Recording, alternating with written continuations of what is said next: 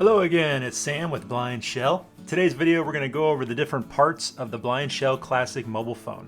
The BlindShell phone is usually referred to as a candy bar style phone, and that's because of the shape of the phone. It's kind of shaped like a bar of chocolate. The front of the phone is pretty much split in half. The top section is flat and smooth. This is the screen of the phone. The bottom section is covered by buttons. This is the physical keypad of the phone. This is how you control the phone. Other than using your voice, you would control everything by these buttons.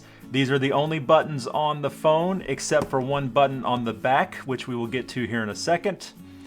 But there aren't any other buttons anywhere on the sides or the top or the bottom or anything. This is it. We have 16 buttons on this front keypad, plus a large four-way directional navigation pad and the OK button in the middle. The top left and top right buttons on the keypad here are your volume buttons, volume up, volume down. If you long press these buttons, that's how you interact with the voice options of the phone.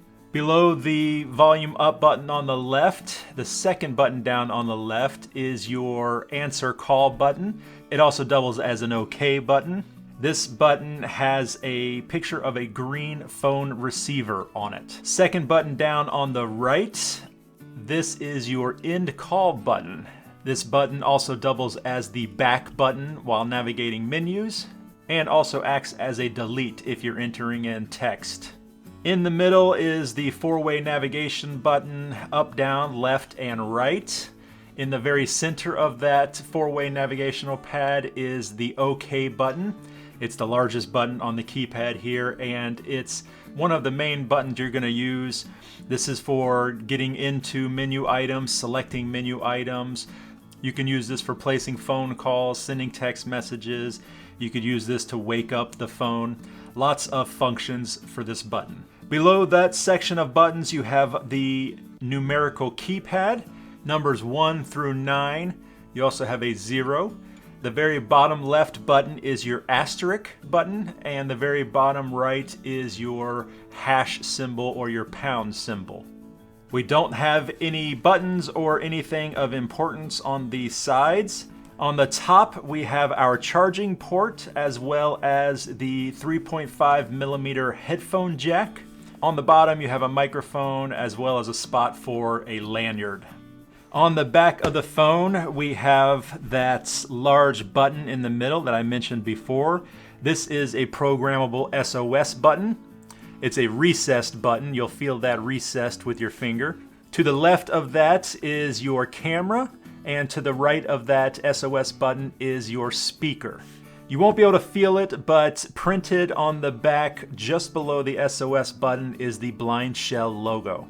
At the very bottom left corner of the back cover, you'll find a little spot for your fingernail to get in there, and this is how you remove the back cover of the phone. It's just clipped in there with clips, so you just give it a little tug and it will pop right off. Underneath the cover here, we have access to the battery now. At the top section of the battery compartment here, there's a little space for your fingernail to get into again, and this is how you pull the battery out. Underneath the battery, inside the battery compartment at the bottom, you'll find the two SIM card slots. There's one on the left side and one on the right side. SIM card slot number 1 is on the right, SIM card slot number 2 is on the left. Just above SIM card slot number 1 on the right side is where the memory card goes. The phone does support memory cards up to 32 gigabytes. When you're inserting the battery back into the phone, you want to find the little notch cut out on the bottom edge of one side of the battery. You'll definitely feel it. It's a little square notch. That goes into the bottom of the battery compartment and will be facing out. You want to slide that part in first, the bottom edge of the battery, and then gently press in the top edge, and it should just slide right in. If it doesn't slide in nice and easily, take it back out. Make sure you've got the right section going in there first. Then we can replace the back cover of the phone, and it should just click right in.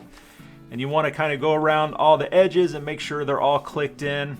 Once the cover is completely clicked back on, you shouldn't have any problems of that cover coming off. And that is all the different sections of the BlindShell phone. If you'd like to learn more about what your BlindShell phone can do, definitely head over to our YouTube channel and watch some of our other tutorials.